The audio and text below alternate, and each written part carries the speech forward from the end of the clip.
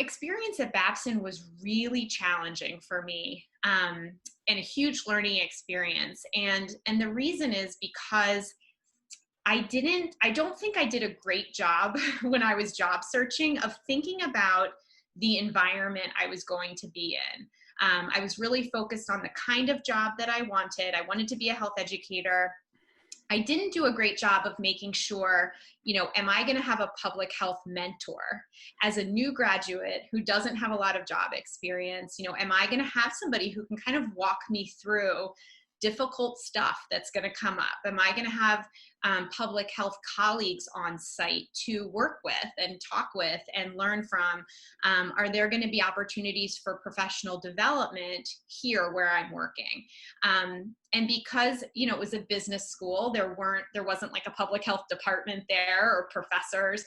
Welcome to the Public Health Millennial Career Stories Podcast, episode number 13. Hi, everyone. My name is Omari Richins, and I'm glad that you're joining us on the show today. You are definitely going to take some value out of this episode. If you're a public health student, public health professional, or you want to get into public health consulting, this episode is perfect for you. Today's guest is someone that I wanted to have on the show ever since I thought about having a podcast. I think she has a lot of value, and she's been on a couple other podcasts, which I linked to in the show notes. So definitely check those out, and I hope you find a lot of value. So some personal things. So I just heard back from one of these organizations I've been interviewing with, and they set up an interview for me in the next 2 weeks. So I'm really hopeful that something great comes out of this. It's crazy. It's almost the end of July, and just so much has been going on in life and with this podcast and everything. So I'm really grateful for everyone that tunes in and listens to these episodes. And without further ado, here's today's episode. This is the Public Health Millennial Career Stories Podcast, where you'll hear about diverse career stories, career strategies, get tips, and learn from others to help you in your public health career journey. If you want to learn about public health careers, or just hear public health stories, stay tuned because you won't want to miss this. Today we have a professional with over 10 years of public health experience. She completed her bachelor's in psychology from the University of San Diego. Then she completed her Master's of Public Health at Boston University in 2006. She has been certified as a Certified Health Education Specialist, or by MCHES, since 2005, and further certified as a Master Certified Health Education Specialist since 2011, and has had various roles such as a Health Promotion and Wellness Programs Coordinator, Senior Campus Prevention Specialist, and Project Manager. However, since 2013, she founded her consulting business, Roman Public Health Consulting, LLC. We have Leah Roman, MPH MCHES. Welcome to the show. Thank you for having me. It is my pleasure. I'm really happy to have you. You are someone that I connected with early on when I started my blogging and my Instagram. So I'm really glad to have you on the show today. Great. Thank you. Yeah, my pleasure. So how are you doing? I'm doing pretty well. I think we're coping pretty well given the circumstances. So I'm in the Philadelphia suburbs, Philadelphia, Pennsylvania, and I am here with my husband, and I have 2 children. So my son is 6, my daughter is 9 months old. And so we are pretty strictly quarantining, social distancing at this point. So I think we're coping pretty well. I think the biggest challenge for me is figuring out how to get any work done or anything done with 2 kids and no childcare. So that's pretty much my biggest challenge. I actually posted a blog post just today about trying to do consulting without childcare. So that's the challenge, but we're doing very well. Everybody's healthy, and that's, really the best you can hope for. Yeah, and I'm glad that everyone's doing well, and I will definitely link to that blog post and definitely check that out, everyone. Yeah. But I know that's a challenge that a lot of people are having to deal with, and going forward, it is going to be a very interesting situation just to see how childcare is going to be taken care of. Absolutely. So tell us about your personal background. So I am originally from New Jersey. So I actually grew up about an hour and a half from where I live now. And so I'm from a town called Margate, New Jersey, which is right near Atlantic City. So I grew up at the beach, and I don't think I realized how spoiled I was, how amazing that was, to be able to go to the beach and the boardwalk every day. And so I'm kind of back in the same area, but I've been a bunch of places in between. So I'll tell you about where I've been. So I started college in New Jersey at Rutgers University. My junior year, I went abroad to Florence, Italy, and I just kind of got the travel bug while I was there. And I had also not been thrilled with the psychology department at Rutgers, which that was my major when I was there. And so kind of all these things came together, and I ended up very spontaneously moving to San Diego. It totally freaked my parents out. It was like one of those things you do when you're 21. But I had an amazing experience. I lived in San Diego for 3 years, and then I applied to graduate programs when I was living there. I moved to Boston in 2004 to start my program. I lived in Boston for 6 years. Then my husband and I moved to Philadelphia. We lived downtown for 2 years, and then we bought a house in the suburbs. And so we've been here about 8 years now. Okay, so you have been quite a few places. Yeah, absolutely. Okay, definitely. So before we get in and dive into all of those things, what does public health mean to you? I think this is a great question, and I think you could get into like a really complicated explanation, but really to me it means that you care about and you focus on the health of communities and the health of groups instead of just focusing on the health of individuals. Yeah, and I like that definition Yeah. as well. And where does your public health journey begin? You know, it really started in San Diego.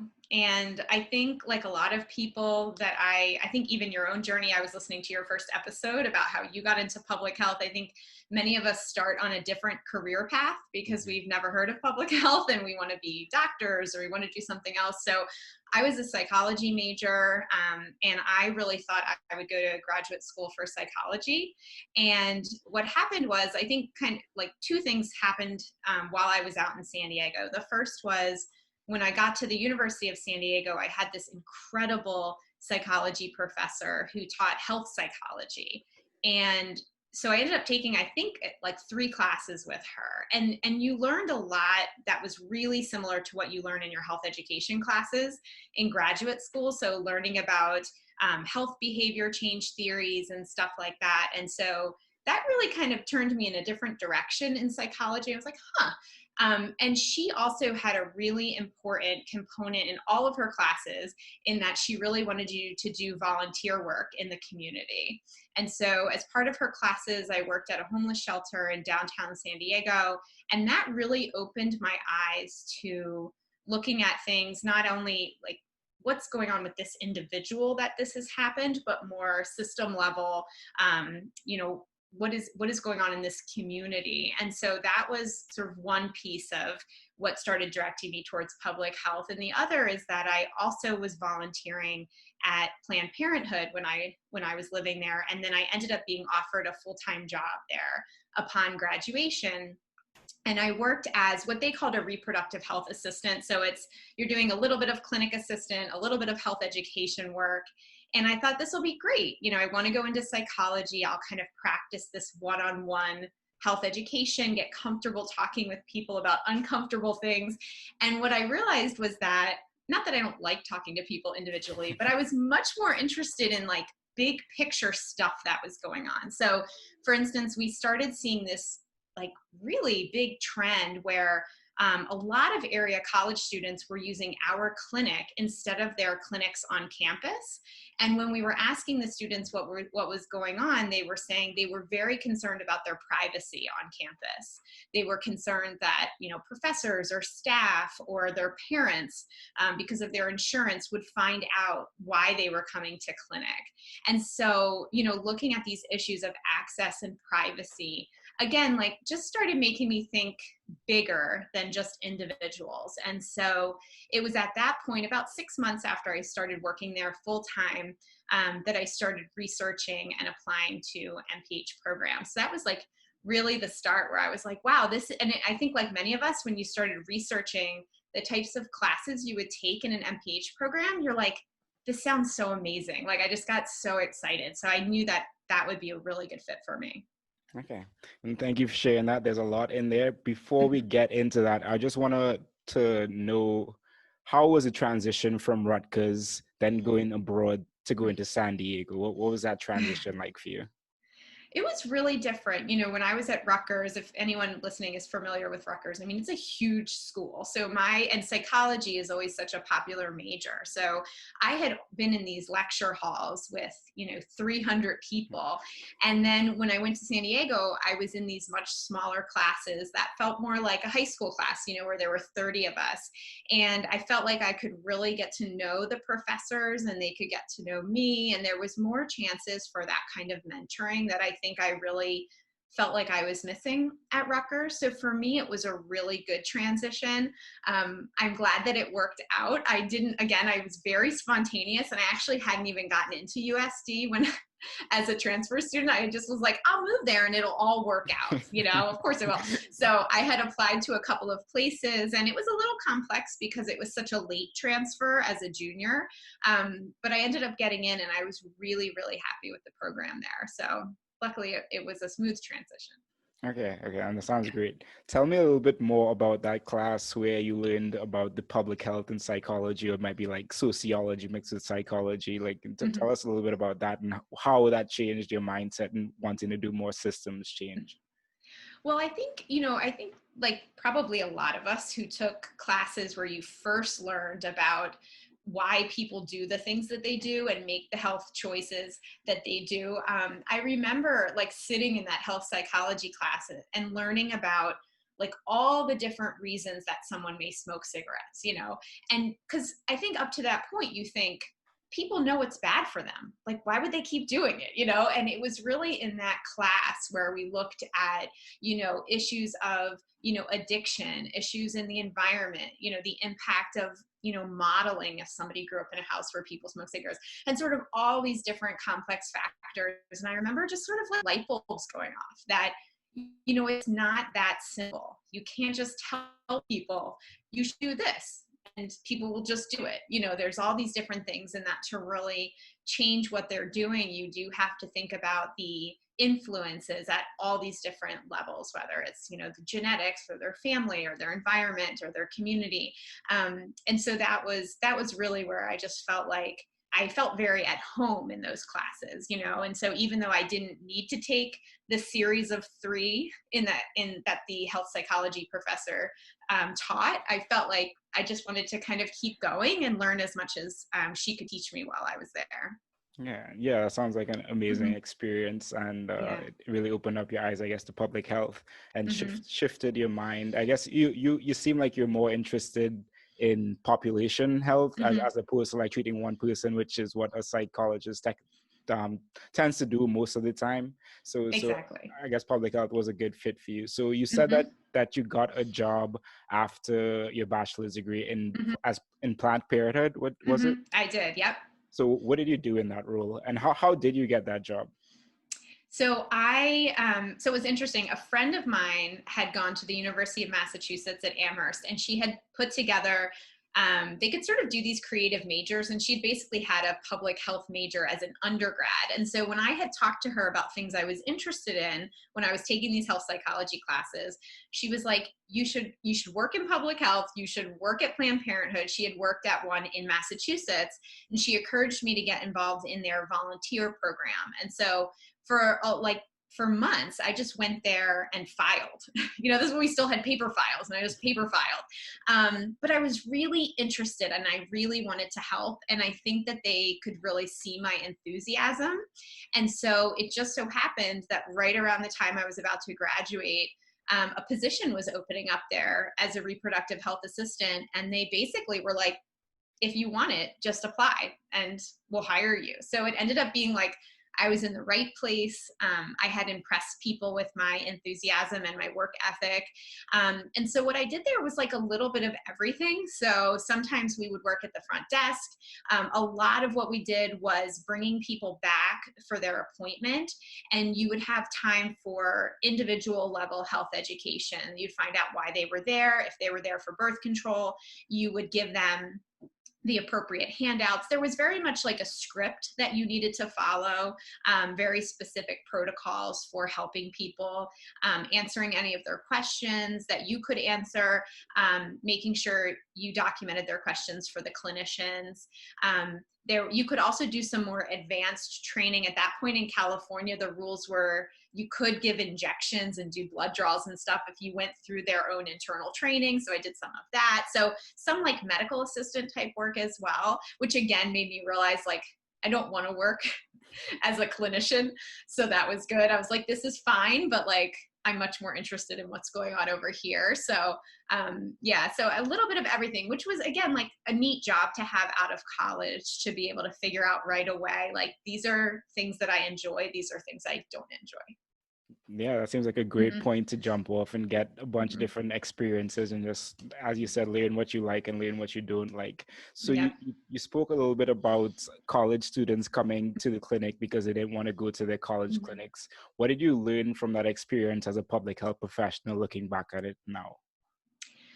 I saw a lot of things that I think we don't always see in the data, or that people don't always understand. So for instance, my clinic did start to, it was a family planning clinic. So we typically, when I first started working there, just did like annual exams, birth control, sexually transmitted infection treatment. But they did start to do medical abortions. So like abortion pills, as people would call them, during my time there. And I think the stories that I heard when I was helping people when I worked there have really affected the way that I think about things as a public health professional. And even though now it's been, I'm trying to look at like 16, 17 years, like those experiences have really stayed with me. So, sort of the anguish people had felt making those choices, the difficult situations people were in. Like I remember talking to a woman who was married, and she was in a very physically abusive marriage, and her husband would beat her up if she used her birth control. I mean, like the things that people were dealing with that again, like you just don't know until you work in public health and you hear these stories from people. And so, when people talk about, the abortion debate and things like that, like people are sort of willy-nilly deciding to have abortion. Like I think having been with people who are making the decisions, you just see how complex they are and the situations that people are in that you could never even imagine how difficult it is. So I think for me, like it was really a life-changing experience. Yeah, and I really appreciate you sharing that. And it really goes to show that quantitative data and stuff like you learn in school only goes so far. There's like the real life experiences that you have to have, and those encounters with people to really understand what their issues are. So you completed your bachelor's and then you were working. And what made you decide to get your master's of public health, and why Boston University? So I think for me, like I was saying with the master's, I think as I was working in health education, I really felt like I wanted to continue to work in health education. I didn't necessarily want to continue one-on-one work. And so that really led me down the path of public health to be, you start Googling like masters in health education and, all of that. And I felt like what I really liked about an MPH as compared to other master's degrees, and this is what I always tell people who are interested, I just feel like it's such a versatile degree, like the classes you take. I mean, you can work in health policy, you can work in health education, you can work in epi. I just felt like some other masters, like when I looked at psychology master's degrees, you're a lot more like penned in. Like, are you going to do therapy?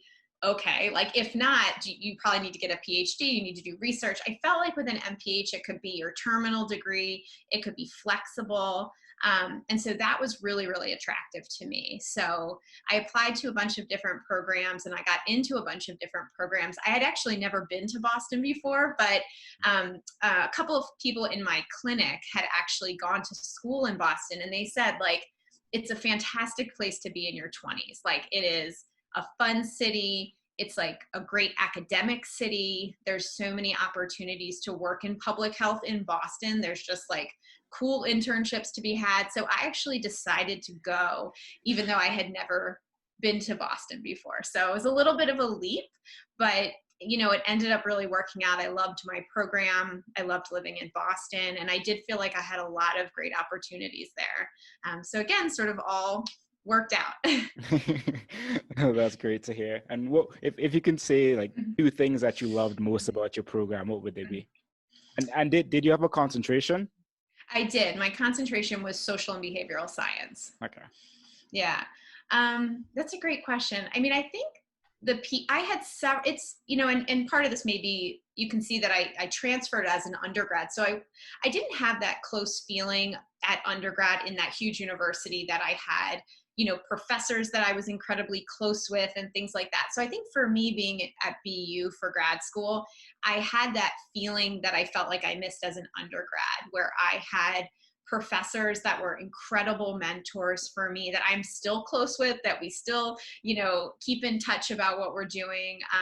So I think for me, that was probably the biggest positive out of my program in terms of the professors, but also my fellow students. I have continued to also stay in touch with so many people. I had this like incredibly close group of friends that we all went through the program together. We are still friends. We still collaborate on work related things. So I think for me, the people that I met, both the professors and the fellow students, were number one, just the best part of my program. Yeah, and that sounds like you had a great experience both with your did. peers and the professors, and I'm I really did. glad to hear that. So Yeah. you got your certified health education specialist certification in 2005 while you were in your MPH program. What Yeah. was your decision to get this? So I did my program in a year and a half. I did some classes the first summer to kind of like push it through. It was expensive, that program. I think all of our programs are expensive. So you're kind of like, however I can get through. So I did some extra classes. I also did my practicum. And so I had been working at the Boston area rape crisis center in the public education department. And so I worked there as an intern, and I also volunteered with them. And a big piece of what they would do would be to go to college campuses and talk about, you know, sexual assaults and different issues around consent, and do a lot of education on campuses. And I really, really liked it. And I felt like working in college health as a health educator is my dream job. You know, I feel like this happens to a lot of people in their program. You're like, oh my gosh, this is my dream job.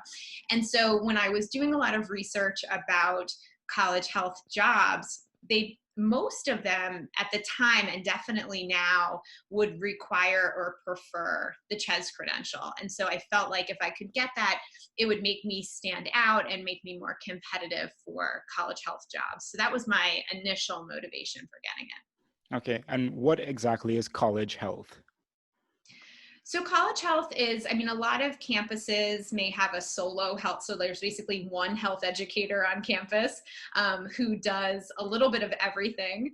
So they're working on issues around alcohol and other drugs on campus, sexual assault, mental health promotion, and suicide prevention. So it kind of depends on the campus, and we can talk about this a little when we get to my first job out of graduate school. You know, I think some people who do health education on campuses are doing a lot of programs at residence halls and, you know, different, like that kind of traditional health education, and that you're like giving a workshop. You also have people that are doing more strategic, like looking at campus data, looking at maybe alcohol policies, and, you know, more of that system level and policy level change on campus. So, but college health is, you know, it's relatively broad, but I think that's what you're looking at, people working in all different areas of student health. Okay, and thank you for sharing that, because it is something that I heard you mention in a podcast that I listened before, and I've never really heard anyone mention like the college health aspect of public health, but it is probably very relevant, and there are a lot of jobs in college health. So thank you for sharing that with me. Sure. So in 2011, you decided to get your master's certification in health education. No, master CHES. Yep, Master CHES. So what is the difference between the CHES and the Master CHES? So the Master CHES is a way to indicate that you're an advanced practitioner in health education. So with CHES, you could get it with a bachelor's degree, and there's like different things that they look at in terms of how much experience you have in the field. And then the Master CHES was a way to show that you had had at least 5 years of practice, and things like that. There was a couple of different criteria that you needed to have. So I'm actually a member of the inaugural class of MCHES in 2011. That was when it first started. And so for that inaugural class, they did not do an exam. They actually you built a portfolio of your health education work. You had to get letters of recommendation and things like that. And so I decided, even though it was a lot of work to put it together, like, I'll just go for it, and see what happens. And when I first got it, like, nobody knew what it was, everybody's like, what, like, because half the time people were like, what's a CHES? And then people were really like, what is an MCHES? Now that it's been almost 10 years, it's a lot more well known. But I'm really glad that I'm glad that I did it. I do see more people looking for that with certain kinds of projects and positions. And we can maybe talk about this a little later when you ask about the kind of consulting work. But my CHES and my MCHES have actually been an important part of some of the consulting work that I do, because when people are creating courses and trainings that are directed towards health educators, if they want it to count for continuing education credits, they need a CHES or an MCHES to review the content. And so a lot of times people don't have somebody like that on staff. And so they'll hire me to be on their curriculum development or training development committee and serve that role for them. So it's actually served me pretty well in my career, which has been nice. Yeah, that sounds awesome. And that's really cool that you were in the inaugural class. Mm-hmm. Yeah. That's awesome. So you graduated with your MPH in 2006, and Yeah. your first job was the coordinator of health promotion and wellness programs at Babson College. Yeah. So talk about how you got this position and what did you do in it? So like I said, I was very fixated on the fact that I wanted to work in college health. And so I had been, looking for a lot of different positions, and I graduated in January of 2006 because I had taken a year and a half. So there weren't like as many positions open, so I was looking October, November, December, and, there just weren't as many jobs. So I was, panicking a little. There was a couple things that I was looking at, but I really wanted to work in college health. So I ended up getting this opportunity at Babson. Babson's a small school outside of about 30 minutes outside of Boston. It's a business school.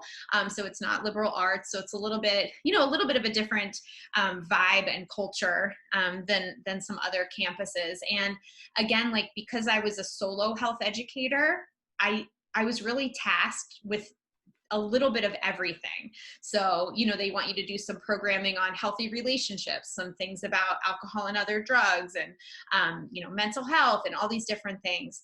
And the way I was situated was that I was in the college health center. I reported to the director of the health center, who was a nurse practitioner. And I wanted to talk about this position with you because I know that your audience includes a lot of students and a lot of new graduates. And, I talk about this experience a lot with that audience when people ask me for informational interviews and things like that. My experience at Babson was really challenging for me, and a huge learning experience. And the reason is because I don't think I did a great job when I was job searching of thinking about the environment I was going to be in. I was really focused on the kind of job that I wanted. I wanted to be a health educator. I didn't do a great job of making sure, am I going to have a public health mentor as a new graduate who doesn't have a lot of job experience? Am I going to have somebody who can kind of walk me through difficult stuff that's going to come up? Am I going to have public health colleagues on site to work with and talk with and learn from? Are there going to be opportunities for professional development here where I'm working? And because, it was a business school, there wasn't like a public health department there or professors. I reported to clinical staff. And so again, they had more of a focus on individuals than public health. The other thing I ran into that I think as a relatively naive new grad was that I thought, like, I'm going to get there. I know how important it is to like use data and develop programs and evaluate them. They'll just let me do those things. That's really important. And so, but the way it's always been done on a lot of college campuses is that as a health educator, like you bring a table with brochures, to a residence hall and you give them out, and like that's prevention, and so there really was a cultural shift that needed to happen for them to embrace what I was suggesting. And it's hard, there's a lot of competing interests, a lot of stakeholders, and to be honest, as a new grad, it was very overwhelming to try to navigate that by myself. So looking back, I really felt like, wow, I wish I had maybe been a different environment for my first job out of school. So certainly for people listening, I encourage you to maybe not fixate too much on, I want just this one kind of job or this one title is important to me, but think about where you will be supported, where you can get a lot of professional development, and where you can really build your confidence. I think it's best to do that in a place that is really supportive of new grads and of public health. And so, I wanted to make sure that I talked about that a little bit with you. Yeah, and thank you so much for talking about that. And Yeah. I think that is very important because in my fellowship now, my supervisor has a master's of public health. She also has a PhD in sociology, but just having her to really talk over these things that I got from my master's of public health, but I've never really like practiced in real life, and really just having her to bounce ideas off of and tell me that I'm doing things right or I'm doing things wrong has really been very helpful. So I can definitely see that as being important, especially for newly grads. So definitely thank you for talking about that. Sure. And then during your time in the same position, you were also a teaching assistant for Boston University. How did that come about? So it was great. So the same department that I had graduated from, social and behavioral science, one of the professors who taught the large intro level course, which was a core class for all the MPH students, he really wanted to have these breakout seminar sections because it was such a large lecture. So he got in touch with about 7 or 8 of us who had been pretty recent graduates and invited us back to be teaching assistants.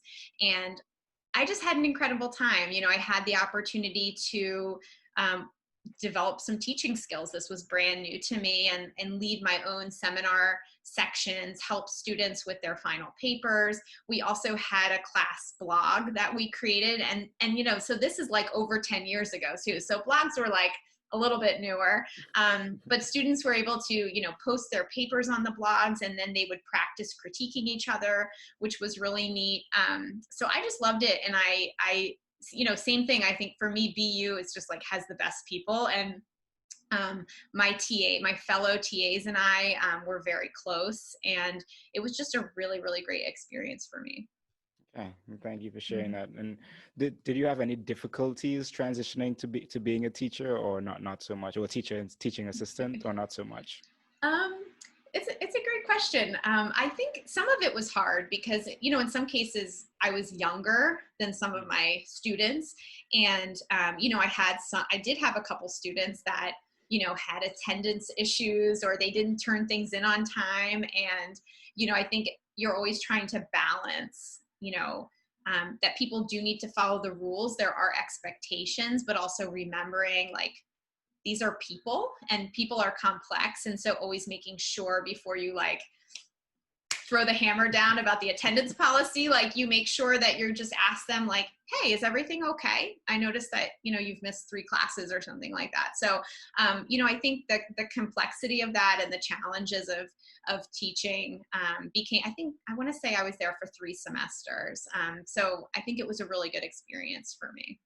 Yeah, and it sounds like you learned how to navigate empathy and compassion a little bit more during this experience too. Absolutely, yeah. and that's a great skill and a necessary skill as a public health professional, I would say. Yep, and it also, you needed to learn how to teach concepts that for you are often, it's just second nature once you've been working in public health and you've got your jargon and you've got all your stuff. And, I think being a teacher is a great way to understand the content better yourself, because if you can explain it to somebody else, then I think you understand it better, if that makes sense. So I think for me, I learned a lot, just even the content by being a teacher.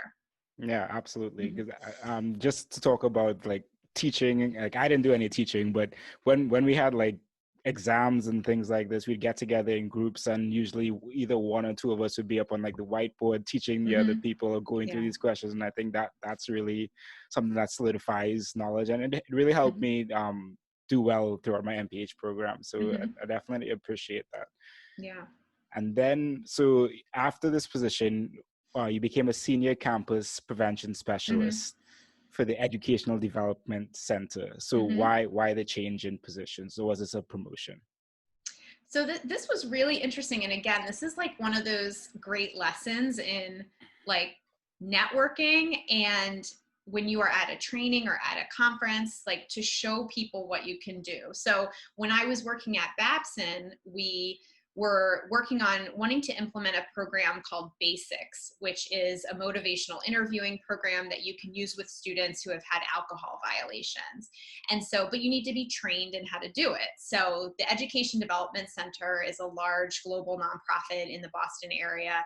And they have all these different centers that are funded by different sources, but they're public health and education focused primarily.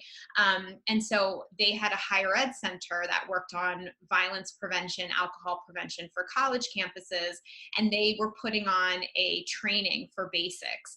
And so I attended that training when I was working at Babson, and I just like hit it off with the coordinator of that program, and she remembered me because of that experience at the training. And so months later, she had shifted to working at the Suicide Prevention Resource Center, still at EDC, Education Development Center, and they were putting together a campus team to work with college campuses that were doing suicide prevention and mental health promotion. And she emailed me the job description, and she was like, I remember you. I think you're fantastic. Like, would you want to apply for this position?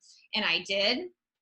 And it worked out. And that was like a real turning point in my career. I felt like my position at SPRC, which is the center, was exactly what I had hoped I would have when I graduated my MPH program. I was like surrounded by public health people. I was surrounded by people just like reading all the new literature that was coming out and talking about how it related to our work. I had a variety of mentors there. It was just like, and it was very big picture. So instead of just working on one campus, I had a portfolio of campuses that I was in charge of helping with training and technical assistance to implement programming. So it was just like a dream job. It just like fell into my inbox, and it was just such a great reminder that you just never know, who you're going to meet, who you're going to impress, and they will remember you. So it was a really great transition from the job at Babson. It was great at Babson to get that experience in college health, because it really helped me do well at the next position. Okay, yeah, and that sounds great. And definitely, as you said, you put yourself out there in a nice Mm-hmm. light, and this person saw that you were doing great work, and they Mm-hmm. reach back out in the Yeah. future, and that's awesome and really good to hear. Mm-hmm. You touched a little bit on technical assistance. Mm-hmm. What is technical assistance? So it's kind of just what it sounds like. It's like if someone is having trouble, they call you and you help them, kind of like your cell phone. So I had about, it varied a little bit at points, but maybe 10 to 12 campuses. So just to back up, so these campuses were funded by the Garrett Lee Smith Memorial Act. So the funding came through SAMHSA. And so they had gotten funding to do suicide prevention on campus. And so there was a large number of them in a couple of different cohorts. And so the way the campus team would work is that we each had, say, 10 or 12 campuses assigned to us. We were their primary contact person.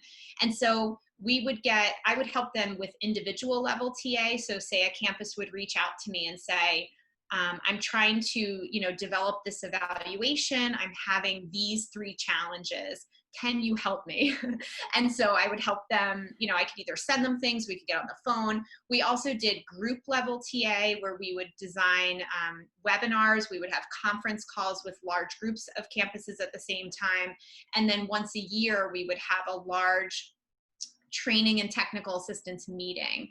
And so we would educate the campuses on the new research coming out, the new data coming out that was relevant to their work. We would teach them new strategies for, program evaluation, for working with different stakeholders on campus. A lot of like previous cohorts that had been successful, they would come back and they would co-speak with us to the newer campuses. So just a lot of like training and just like helping people figure stuff out, like on the ground. And it was just really neat because the campuses were so different. I had a technical campus in Massachusetts, and then I had like University of Guam, so it was really neat to see all the different campus cultures and help them, work through the challenges that they were having implementing their programs. Okay. Yeah. Thank you for sharing that. Like, technical assistance isn't something that I heard anything about in like my master's program, but like after I got out, I hear it like all the time. So thank you for sharing that, because I think it isn't something that people hear about a lot, but there's a lot of public health work that could be done in technical assistance, because a lot of organizations do need help, even if it's in just one like little sector or whatnot. So next, you moved on to become a project manager at Drexel University School of Public Health. Yeah. Why did you want this change? So we moved from Boston to Philadelphia, and we did not have jobs lined up. It's funny because I am like actually like a very type A, like responsible person, but it's funny talking about a lot of these big life decisions, like they're not super well. Like I was very much like, it'll work out, it will be okay. So we did not have jobs lined up. We like moved to Philadelphia. We went on our honeymoon for a month, and then we came back and we were like, we got to find jobs. So I did not know anybody in public health in Philadelphia. And so I had been sort of, just applying for jobs online. And you know how that is, like your resume goes out into wherever and it never comes back. So I decided, well, let me contact the BU School of Public Health. Let me see if I can get a list of alumni that live in Philadelphia and, maybe just like network a little bit. So I ended up finding out that a woman named Dr. Jennifer Taylor, she graduated from BU and then she was working at Drexel. And her specialty is in injury prevention. And so after working in suicide prevention, I was already in that injury prevention line of work. I really enjoyed working in injury prevention. And I was thinking like she would be a great person to talk to. I emailed her, asked her for an informational interview. I went to her office and it was so funny because I remember there was like a leak or something in the building. So I was like sitting next to her and there was like a bucket that was like dripping. It was very funny. It was like one of those really like strange interactions, but she and I just really hit it off. She is so smart and fantastic. And I was just there for an informational interview, but it turned out she had just received notice that she got this huge grant from FEMA and she was posting a position for a project manager. And she's like, your experience is fantastic. Like, do you want to apply for this position? And so I applied for that position. I got that position. And I learned so much in that job. Like, she's an incredible mentor, a really talented teacher, researcher. I learned all about project management, IRBs, like grant writing, like everything. And it's amazing. She actually just won just a really prestigious acknowledgement for what she and I started as like an N of 2. We were like a program of 2 people. And now it's like a center that she has. And it all started from this one project I was working on, and it's really just expanded. So working at Drexel was an incredible experience for me. And, working at a school of public health was amazing too, because there was so much you could do for professional development. I mean, they had these wonderful lectures every couple weeks, and because they have tuition reimbursement, I took an incredible course on qualitative research. So I loved working there, and it was just just an incredible learning experience for me. And I think that was really the position where I felt confident when I started consulting, largely because of all the things that I learned and the confidence that I gained in that particular position.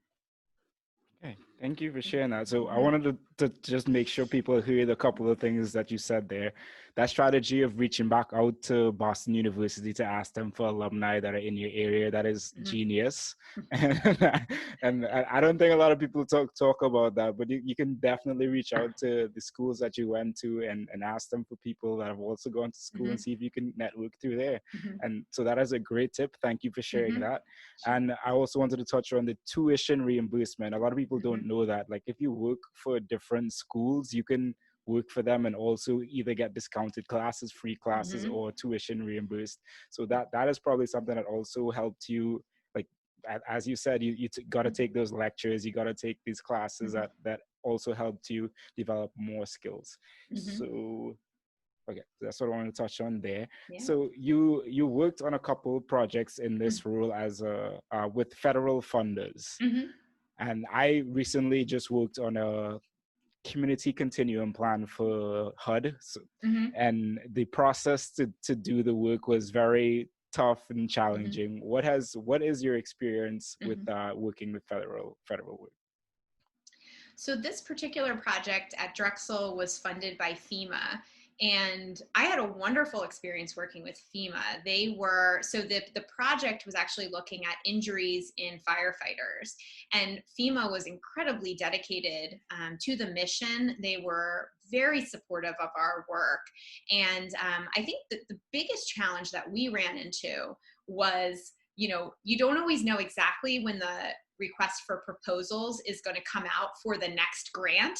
And so, you're kind of like waiting, but when it comes out, it usually has a pretty quick turnaround. And so then you kind of have to drop everything and you're working. And there's so many, if anyone's ever looked at, federal grant instructions, I mean, there's a lot of detail, and you need to make sure you do not mess that up. You have to follow every, piece of instruction to the T, or else you can get, disqualified for not doing that particular thing. So I think for us, the proposals were probably the most challenging.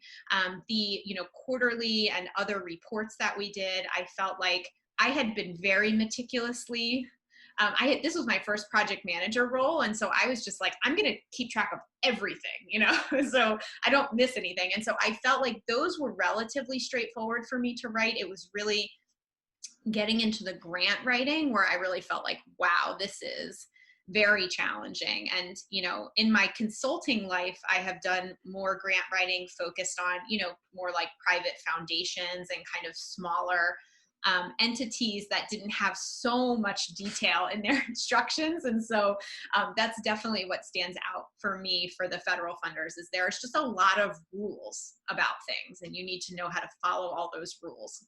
Yeah, absolutely. Because I'm working with the foundation, and the grant guidelines compared to federal guidelines is crazy. I know an organization just recently filed a federal grant, and it was I think it was like a 1,000-page grant document, and the ones that we get are probably like 5 to 10 pages. So it's a huge difference there. Yes. You spoke about RFP, or request for proposal. Can you just talk about what that is, just in case no one knows? Sure. So that is when the funder would come out with to say, basically, we're looking for, researchers or organizations that can address this problem. So for FEMA, they were looking at different researchers who wanted to do work in firefighter injury and firefighter death. They usually have very specific stipulations for the kinds of, researcher or organization that is eligible, the kinds of projects they're looking for. So that's what's good about the federal stuff, though. I do think they are very specific, so you can look at it and say, yes, we qualify for this. No, we don't qualify for this. But they put out the request for proposals. A lot of times there's a pretty quick turnaround for getting the grant application. Sometimes there is where you can submit a letter or portfolio of interest to let them know that you're interested in it before you do a full grant proposal. So that can be really helpful for figuring out if it's the right fit before you dedicate weeks of your life nonstop grant writing. So does that answer your question? Is that helpful? Yes, it does. Okay, good. Thank you so much. Sure. So you said that program management was something new to you. So how did you cope with that new role of being a program manager? Because it is a big step up from doing like general work to like managing entire projects or programs. Yeah. So I did it by I basically wrote everything down, because I looked at it this way, that like if I got hit by a bus tomorrow, like would people know what was happening in the project, like where the papers were? And so that was like the mindset that I went in on. So I actually kept this almost like a journal of the project from the very beginning in the Word document for the whole 3 years that I was there. And it included things that you couldn't necessarily know from other documents or from data. So why we made certain decisions that we did about design, or who we invited to be on the advisory board and things like that. Like I just made sure all those things were documented like really meticulously. And so that was probably the thing that helped the most.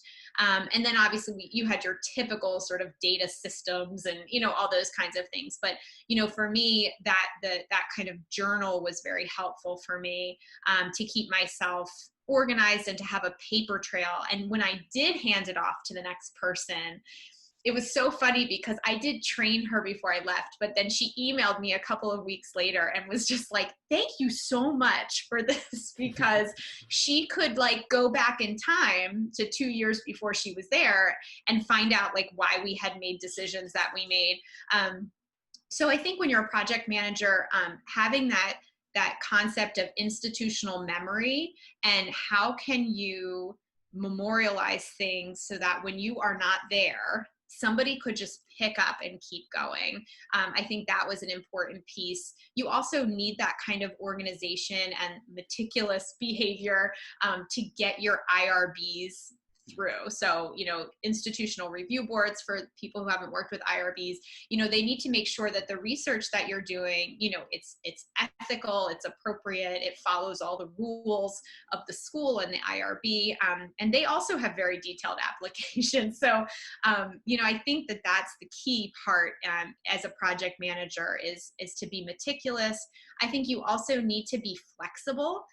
There's a lot of shifting priorities. So you might have your to-do list for the day, but then like something comes up, some sort of fire comes up over here. You have to be able to drop what you're doing and move over there, pretty comfortably. And then as the project gets bigger, of course, then we brought on some other staff members. We started bringing on interns,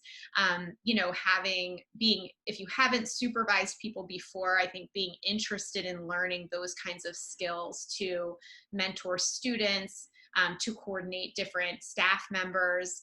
Especially I feel like when you work in research, there's a lot of people working on different stuff. They might be 50% on your project, but 50% somewhere else. So being able to bring people together, even though they also have a bunch of different priorities. So it was definitely a great learning experience because of that, because you certainly have a lot of balls in the air at all times. Okay. Yeah. Thank you. And thank you for sharing how you juggled that new experience and really being meticulous. And what was the word you used? You used institutional memory. Yeah. That's a really cool word. And I bet the people that come after you are very thankful for all the hard work that you did in doing all that initial work. Yeah. So changing gears a little bit here. Yep. began your consulting Mm-hmm. business, Roman Public Health Consulting Mm-hmm. LLC, which you can find at romanphconsulting.com in 2013. Mm-hmm. So what made you take this dive into consulting? So, as you can probably tell from what I described about my job at Drexel, it was really busy and very full time.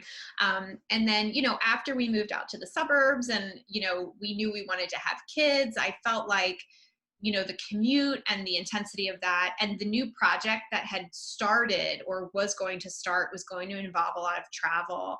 I just felt like I don't know that that is sustainable for the moment, if we have like little kids running around. So I started thinking about like, what could I do that's more flexible? And my initial plan was just to look for a part-time position, and that would give me some more flexibility. I found it really hard to find a good part-time position, both something that's, project manager level. You typically need to be there 5 days a week. So it's hard to find something at your level. It's also hard to find something where you're really only going to do 2 to 3 days worth of work, because a lot of times people, they want to pay you part-time, but it actually is like still a really big job.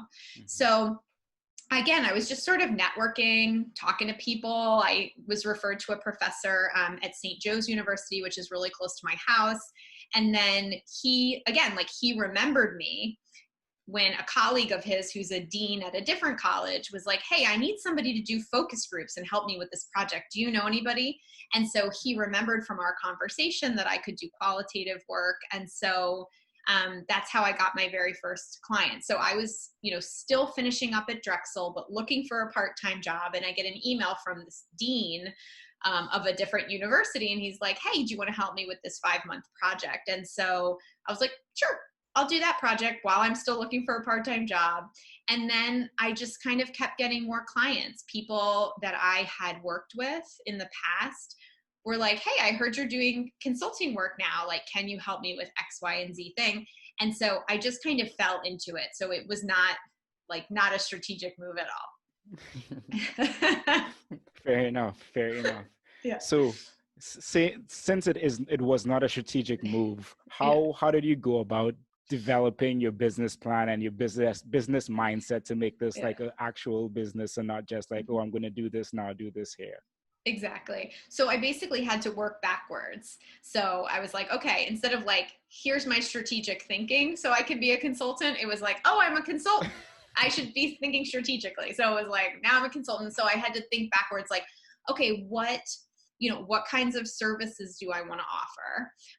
And, because I started by doing all different kinds of services. So I was doing the focus group. I was helping a small nonprofit with their strategic plan. Then I got brought on by Drexel actually to help with some community health assessment stuff they were doing. So like I was doing a whole bunch of different stuff. So I needed to figure out like what services do I want to offer, which is partially like what services do I like doing, and then also what kinds of services are in demand. So those things put together, thinking through, okay, well, if those are the things I want to do, who are my ideal clients for that? Who are my competitors in this work? At the time, 7 years ago, there were not a lot of people doing public health consulting the way that they are now. Like people were kind of doing it who'd been in the field for 40 years, who didn't even have a website because they were like national experts and people just called them. Now there's a lot more public health consultants. So at the time, I didn't really have a lot of competitors for the things that I wanted to do, but also thinking through like what made me unique and then how could I market that. So I definitely did that backwards. Well, I'm glad that it still worked out one way or another. Yeah. So I know on one of the podcasts I listened to, you said that, as you said, when you started out your public health consulting business, your website was like one of the first ones that you'd find if you like Google public health consultant. Yeah. So what was the benefit in that? And then how did you build your client network throughout? So pretty much, I would say, I mean, at least 75% of the clients that I've had are people that I have known. Either they were a former employer, they were a former colleague, or they were referred by somebody So it was like all word of mouth or people that I knew. So even though I was one of the only websites that came up for a long time, I occasionally got questions or clients through that, like people just kind of cold emailing me, but most of the time it was through people I knew.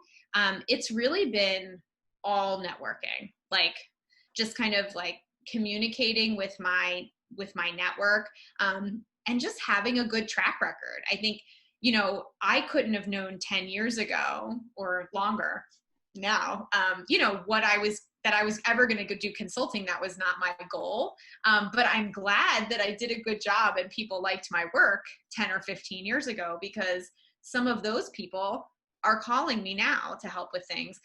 So for instance, the Education Development Center, where I started working, in 2007, like I mentioned, they have all different centers. I've been hired by, I think 3 different centers have hired me for various projects. And I worked there over a decade ago. So, the work that you do long ago can circle back to you. So that's really where my clients have mostly come from. Okay, I've gotten like 1 or 2 clients through LinkedIn, a couple of clients through my website, but most of them have been word of mouth or people that I've worked with before. Okay, and it just goes to show the importance of making those real life connections. Yes. So I know you also offer a mastermind group for consultants. So do you want to speak a little bit about that? Sure. So I have a couple of ways that I bring people together. So I have a networking group it's a free Facebook group, and that started 6 years ago with like 4 people. And since then it has grown and grown. And so now there's 115 people in that group. And what is that group called? I have to look up the exact, maybe I'll send it to you and you can link it in the notes. I want to make sure I don't mess up like the exact title. And so that, I think one of the reasons that group has been so successful is that I really vet people to be in that group. Like, if you're in Facebook groups, a lot of times you're like, click to join, and then you get accepted. So I have screening questions. I look people up on LinkedIn. I looked up their business websites. They have to be established consultants who are formal, like they have their paperwork in order. They are like, legal to do, to take clients. And then they send me a bio. I introduce them to the group. So there's no like anonymous lurkers in that group. It is like, who's in there, that people know that I vet every single person personally. So I think people feel very safe in that group, networking, collaborating, because they know who's in there. And they know they're all like supposed to be in there. So that's like a free service that I have for established consultants. Then I also have the mastermind group, which if you're not familiar with masterminds, listening to business podcasts, I kept hearing people talk about masterminds and how great they are, but like no one in public health was doing them. So it's basically a peer-to-peer learning model where you get together with other business owners and entrepreneurs and you support each other and you help each other solve the challenges that you're having in your businesses. So for my programs, I max the group out at 5 people because that leaves a lot of room for people to get to talk and participate. Some groups can be much larger, but what we do, every single meeting, we set goals. And you have to report out on those goals on the next meeting. So you feel accountable to the group. We also set goals. It's a 6-month program for things that you want to achieve by the end of that 6-month period. So you are working towards those. In every meeting, there is somebody who's in the hot seat, which is they get to present a challenge that they're having, and the whole group helps to brainstorm solutions to the problem that they're having.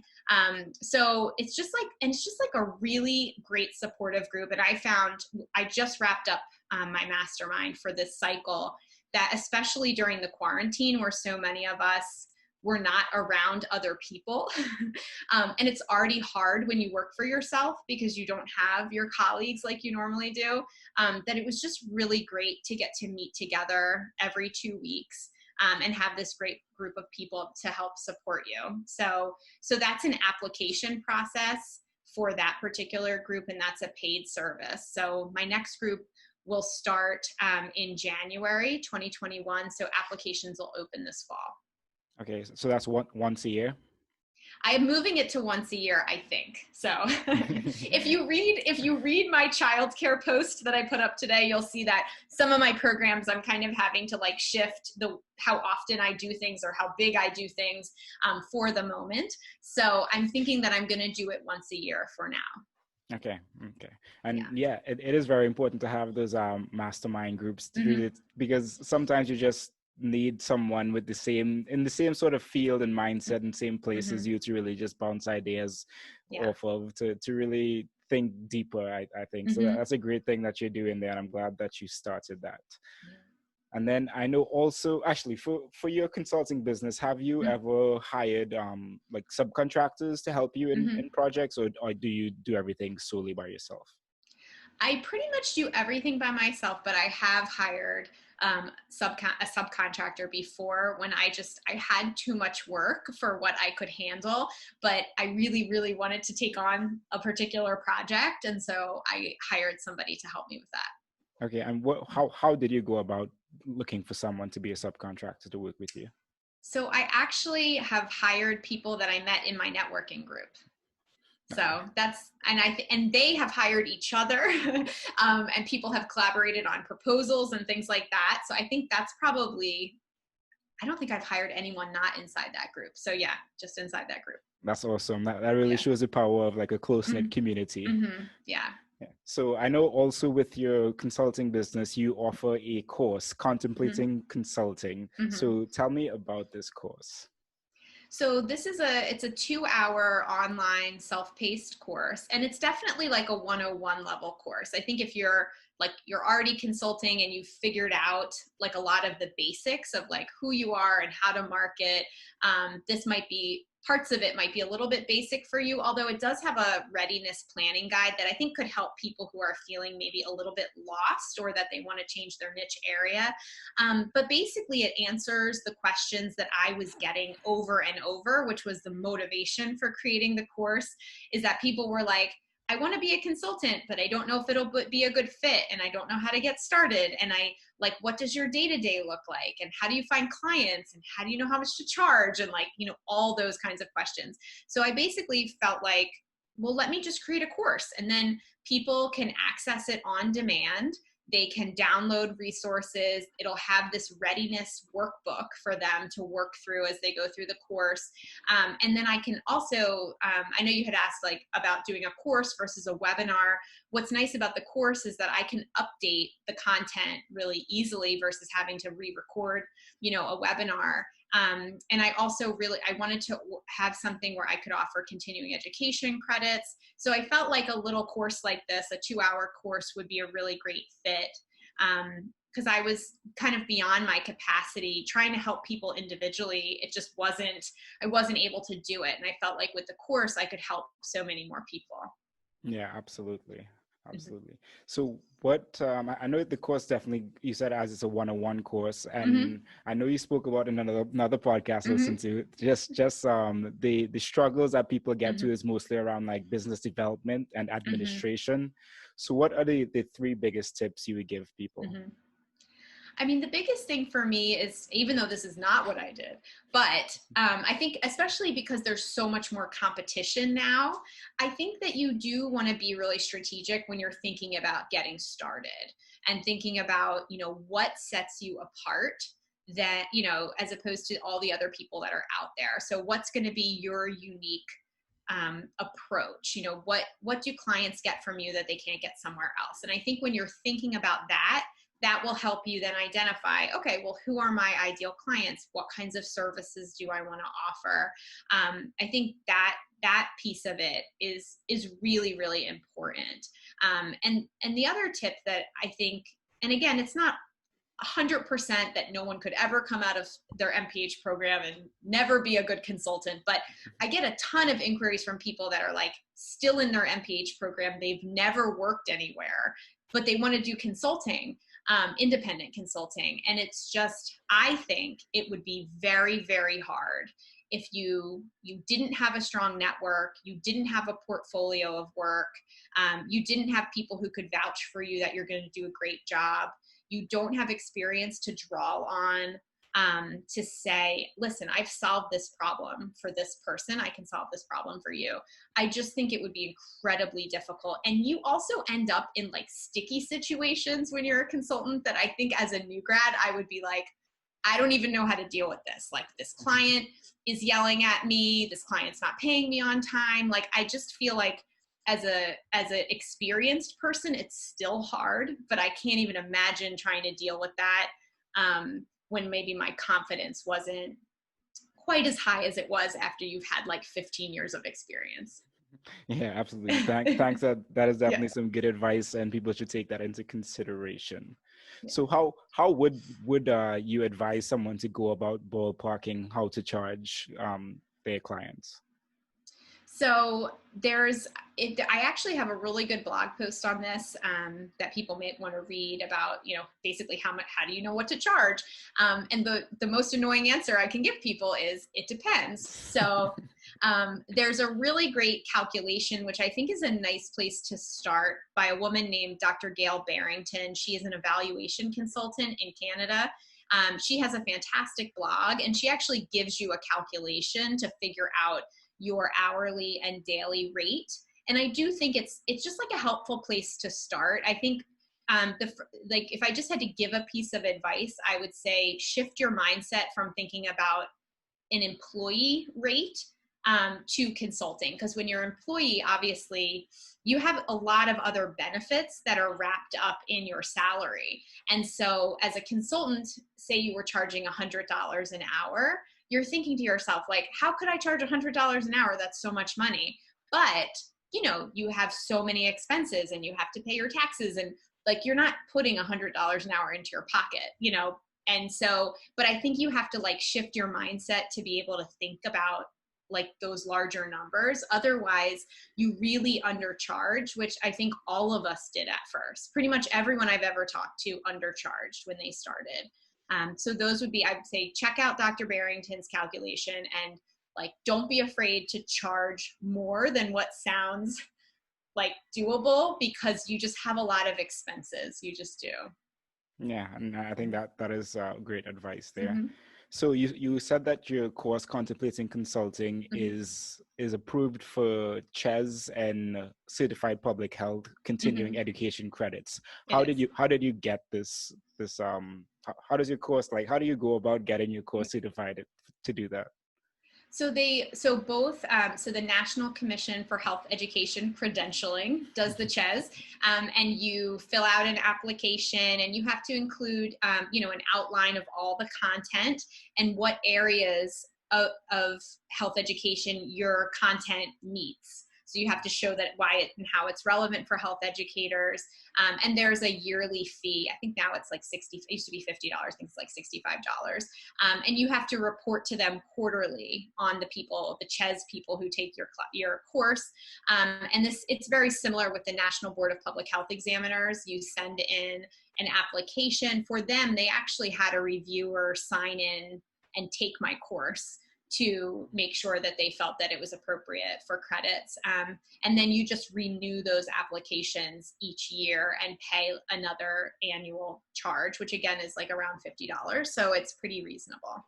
Okay, so cool. It's relatively straightforward. If you want CHES credits, you have to have a CHES person on your planning committee. So I am my own CHES person. But if you're doing a class, a training, and you don't have a CHES person, then you need to get somebody so that they can review your application. Okay, that is good to know, and that's some good information. So thank you for sharing that. Sure. So in one of the same podcasts I listened to with you before, which I'll be sure to link in the show notes, you spoke about you yourself becoming a subject matter expert in online course reviews. Like I think this is a really awesome thing, because a lot of people don't think about online courses having to be reviewed, but there are so many online courses now, and there's such a need for them to be reviewed to make sure that they're okay. So how did you become a subject matter expert in online course reviewing? So again, it was like my trial and error of doing consulting projects and doing all different kinds of projects. And I realized the things that I really enjoyed doing were looking at curriculum that people were developing, and assessing if, if it was something where they were looking to target health educators, looking to see if it hit the areas of different areas of competency appropriately. I worked with an online university that was developing courses for public health undergrads. So again, looking at, do they have the right material for people who are learning at this level? Do they have the right material? Like, is it correct? Are these activities correct? And things like that. And so it was really just trial and error that I started doing those kinds of projects and just really, really enjoyed it. And as I mentioned, I sort of accidentally stumbled into this niche where people wanted to have their trainings and courses count for CHES credits, but they didn't have a CHES person on staff. And then I was able to fill that gap for them. So that was kind of like, oh, it didn't, like, the first time I did it, I was like, I guess I should list that as a service on my website. And then other people hired me to do that as well. So I just kind of fell into being a subject matter expert in these types of courses. And then what's been interesting is making my own course as well. I've gotten very interested in the instructional design part of courses and sort of how that intersects with the subject matter expert part. So I'm actually starting a certificate program in October in e-learning instructional design.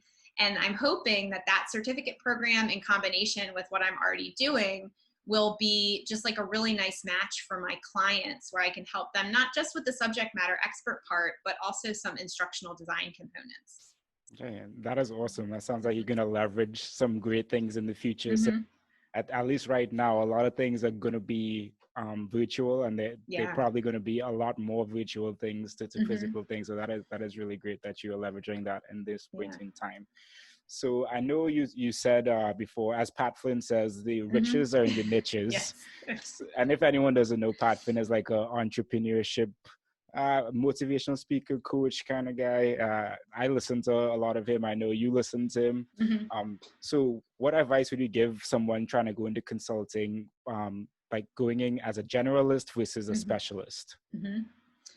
So I think that it's not, all or nothing. I think generalists, as I mentioned, can be helpful when you're first getting started, because if you don't already know what you like, I think especially for people that are maybe a little bit newer in the field of public health and they're trying to figure it out, they might want to try doing a lot of different services. I think if you're someone who's really experienced and this is my niche area, like I'm going into consulting specifically to deliver this service, it's a little bit easier to kind of specialize right out of the gate. But I think if you're a generalist at the beginning, it's not necessarily bad, but I think that the biggest challenge is it's just so hard to refer business to people who are generalists, because they might list a million things on their website. They might even do things that aren't even listed on their website. And so they're not always top of mind. Whereas people who have a niche, I always think of them right away. Even though the generalists would probably do a good job too. Like, there are certain people, like when I hear like somebody needs a custom training, somebody needs an evaluation, somebody needs data visualization. Like, I have certain colleagues of mine that I'm like, boom, boom, boom. Like, I send that referral to them. And it's just, so I think when you have a niche like that, people just associate you to that niche, and it's just easy to refer. It's also easy to market yourself, because then you probably have a more specific audience because you do a very specific thing. Whereas I think if you're trying to market to everyone because you offer 20 different services, that also makes your job harder. So, so it's something to think about when you're starting. Would it be beneficial for you to try things out and see what you like? Or are you coming at it and you already know? And then I would say, don't be afraid to specialize. Yeah, absolutely. And I think really figuring out your audience and who you want to capture is very important. Yeah, for sure. So I see here that you were a public health learning navigator peer review volunteer for the National Network of Public Health Institutes. So how did you get into this, and what did you do?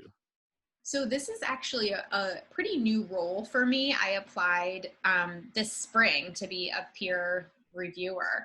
So basically the National Network of Public Health Institutes has something called the Learning Navigator, which is an online resource where you can look at curated public health online training. So basically these trainings have been reviewed both by the staff there, but they've also been vetted by reviewers, of which I will be one, to make sure that they meet certain criteria. So they have this document that they train us in that's called, I wrote it down so I don't mess it up, the Quality Standards for Training Design and Delivery. And so you have like a long checklist, like is this training accessible to people with special needs? You know, are the learning objectives learner centered and all these different things? And so it has to pass a certain threshold of being high standards to get into the Learning Navigator database. And the peer reviewers are really the heart of that process. And so 3 peer reviewers review each training. And so as I just mentioned, you know, given my interest in online learning and public health and instructional design, I felt like this, it is a volunteer position, you know, but given this position would be a great opportunity for me to learn, considering this is an area that I'm interested in moving into. Okay, yeah, and that's definitely somewhere you're leveraging that e-learning skills just a little bit more. Yeah. So moving you on to the last section of the show, Okay. the Furious 5, which are the 5 questions I ask all guests. So question number 1, what advice would you give to a student trying to pursue a career in public health? So I definitely think that public health is a really practical, hands-on kind of field.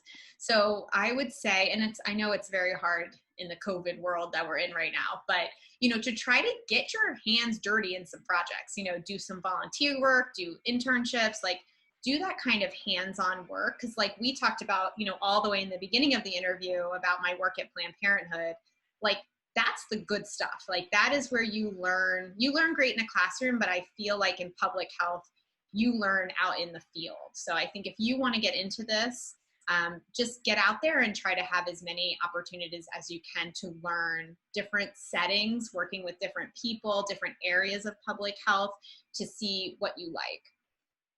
Great answer. Number 2, if you're talking to someone wanting to get into your position, what advice would you give them? So I kind of mentioned it earlier, but I think if you want to be a consultant, you need to work first and build up your network and build up your portfolio. Because I think if you do those 2 things, work will come to you because you will have a track record, a great reputation. I think if you try to do this, and I've seen people try to do this without a strong network, I think you will struggle. So just be patient and work on building your experience and your network first. Thank you. Number 3, what's something you're working on improving in your life right now? Such a good question. I think for me, I've definitely been like a perfectionist, as you can see, like a high achieving perfectionist type person. I think what I'm trying to work on very much is having a lot of, you know, grace and patience with myself, that I might not be able to do everything all at once. You know, I mentioned that I have young kids, which is sort of challenging in itself. But just the last couple of years, I've really had like a difficult season of things going on while also trying to work. So my dad was very, very sick with cancer, and he passed away last year when I was like 4 months pregnant with my daughter. I had a high risk pregnancy. Like it was just like a lot, you know, I had a newborn that hasn't slept through the night yet. Maybe she'll sleep tonight. So it's just like, I think it can be easy to try to put pressure on yourself to be like amazing at parenting and amazing at consulting. And, you know, just to remember that like everything is a season and these challenges are temporary and you'll get through them. So I think I really want to have more patience with myself, so that I don't feel like I have to be great at everything all the time. Thank you for sharing that. Condolences on the loss, and thank you for humanizing yourself there. I appreciate that a lot. So number 4, professionally, do you recommend anything? So this was fun because I was trying to go back and think about like what book had I read or listened, something that I'd listened to that I would recommend. So about 18 months ago, I read a book by a woman named Kristen Hadid. She's the founder of Student Made. And so her book is called Permission to Screw Up: How I Learned to Lead by Doing Almost Everything Wrong. And I loved this book because I think most of the books tell you like what you should do. And what I like about her was like, she just put it all out there, like all the mistakes she made. She didn't worry that it would make her look bad or something. And the stories are so funny. But you really learn a lot about entrepreneurship and leadership in this book, but it's just so funny. And I think just hearing about people's mistakes, I mean, talk about humanizing people, like you really felt like she was a real person. And I just really, really enjoyed that book. So I would really recommend that for sure. Okay, thank you. And I'll definitely put that on my reading list. Yeah. So last but not least, where can people connect with you? So I am on Twitter. My handle is Leah Health. I'm on Instagram at Leah Health MPH. And then I'm also on LinkedIn. And then people can go to my website, and there I have a blog.